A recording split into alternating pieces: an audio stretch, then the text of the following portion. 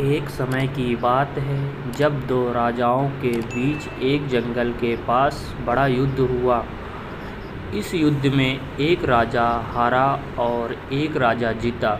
इस युद्ध के बाद दोनों सेनाएं अपने नगर को लौट आई।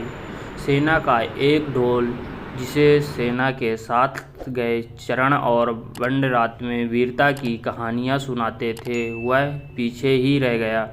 युद्ध के कुछ दिनों बाद वह ढोल हवा के झोंके से ढुलता ढुलता सूखे पेड़ के नीचे जाकर टिक गया। उस पेड़ की कुछ टहनियाँ ढोल से जब तेज हवा आती तो बार बार टकराती और ढोल से ढम ढम की आवाज़ बार बार सुनाई देती।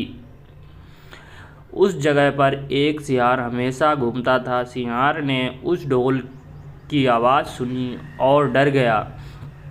उसने सोचा कि ऐसा कौन सा जानवर है जो ऐसी ज़ोरदार आवाज़ निकालता है, इसे तो पहले कभी नहीं देखा।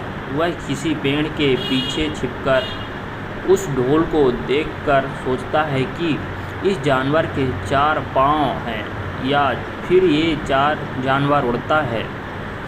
जब एक बार सियार एक छोटी झाड़ी के पीछे बैठकर उस ढोल को देख रहा था, तभी उस पेड़ से ढोल पर एक गिलहरी कूदी है और धीमे से ढोल की ढम आवाज़ निकलती है। वह गिलहरी उस ढोल पर बैठकर दाना कुतर रही थी।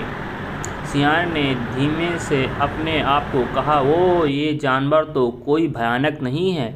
इस जानवर से मेरे को कोई डर नहीं चाहिए।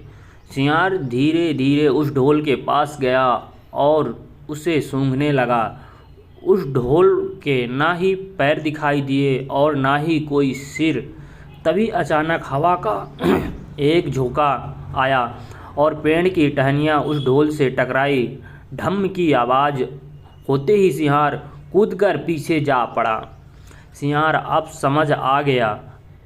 ऐसा बोलते हुए उठा और कहा, वो भयानक जीव तो इस खोल के अंदर है, यह तो सिर्फ बाहर का खोल है। ढम की आवाज़ से ही पता लग रहा है कि वह इसके भीतर ही रहता है। वह मोटा, तगड़ा और चर्बी से भरा हुआ होना चाहिए, तभी इतनी ज़ोर से ढम ढम की आवाज़ निकाल रहा है।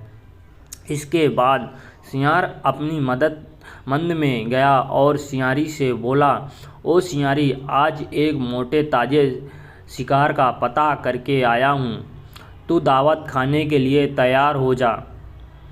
इतना सुनते ही बाद सियारी ने पूछा कि तुम उसका शिकार करके क्यों नहीं लाए। सियार ने जोर उस सियार को जवाब दिया कि मैं तुम्हारी तरह मूर्ख नहीं हूँ। वह जानवर एक खोल के अंदर छुपकर बैठा है। वह खोल ऐसा है कि उसके दोनों तरफ सूखी चमड़ी के दरवाजे बने हुए हैं। यदि मैं एक तरफ से उसका शिकार करने की कोशिश करता तो वह दूसरी तरफ से भाग नहीं जाता। सियार और सियारी चांद निकलने के बाद उस ढोल की ओर चल दिए। ढोल से थोड़ी ही दूर पर थे कि अचानक एक तेज हवा का झोंका आया और उड़ पेड़ की टहनियों ढोल से टकराते हुए डम डम की आवाज़ गूंज उठी। सियार ने हल्के से सियार के कान में कहा, तुम्हें अभी उसकी आवाज़ सुनाई दी? थोड़ा सा सोच कि यदि इसकी आवाज़ इतनी दमदार है तो वह खुद कितना मोटा और ताज़ा होगा। दोनों ढोल के पास जाकर उसे सीधा करके ढोल की एक तरफ सियार और दूसरी तरफ सियारी बैठ गई और फिर दोनों ने उस चमड़ी को अपने दांतों से फाड़ना शुरू किया। जैसे ही चमड़ी फटने लगी तो सियार बोला कि सावधान रहना, हमें एक साथ ही दोनों तरफ हाथ डालकर शिकार को पकड़ना है। फिर दोनों ने एक साथ हाथ डाले और अंदर टटोलने लगे। ढोल के भीतर कुछ नहीं था, दोनों को सिर्फ खुद के हाथ ही पकड़ में आए। दोनों ने एक साथ चिल्लाया और कहा, यहाँ तो कोई नहीं है। फिर दोनों ने अपना सिर पीटते ही रह गए।